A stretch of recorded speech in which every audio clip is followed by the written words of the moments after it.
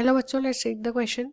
Cell A has osmotic potential of minus 18 bars and pressure potential of 8 bars, whereas cell B has osmotic potential of 14 bars and pressure potential of 2 bars.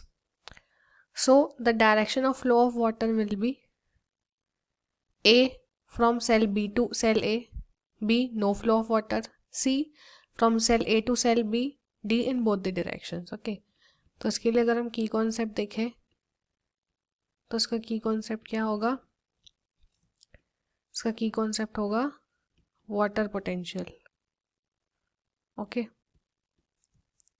तो देखो क्या पूछ रहा है हमसे. यहाँ पे बोल रहा है कि जो सेल ए है, सेल ए का ऑस्मोटिक पोटेंशियल जो है, देखो ऑस्मोटिक पोटेंशियल जो होता है उसको सॉलिड पोटेंशियल भी बोलते हैं.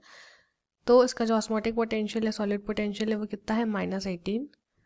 और प्रेशर पोटेंशियल कितना है? 8. ठीक है.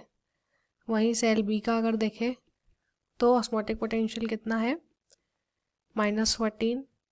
और प्रेशर पोटेंशियल कितना है? 2.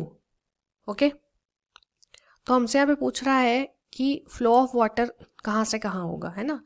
तो इसके लिए हमको क्या पता होना चाहिए? Water potential. वाटर पोटेंशियल से ही पता चलता है कि फ्लो ऑफ वाटर कहाँ से कहाँ जाएगा, है ना.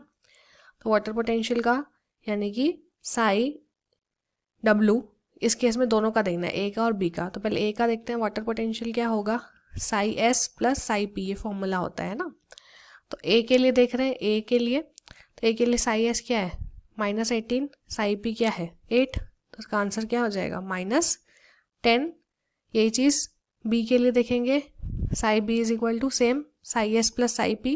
तो साई एस क्या है? -14 है ना, ये -14 प्लस 2, फॉर्मूला यही रहेगा. तो क्या हो जाएगा? -12. ठीक है. इसका कितना आया? ए का -10, बी का -12. ठीक है.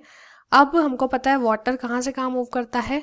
वाटर मूव करता है higher potential to lower potential. ठीक है, इसीलिए वाटर कहाँ से कहाँ मूव करेगा? सेल ए से सेल बी की तरफ, क्योंकि हायर क्या है? ये है ना, -10. तो कहाँ से कहाँ मूव करेगा? -10 to -12. That is the water will move from cell A to cell B. Okay, so we have the correct answer as option number C, that is from cell A to cell B. Hope you understood it well. Best of luck.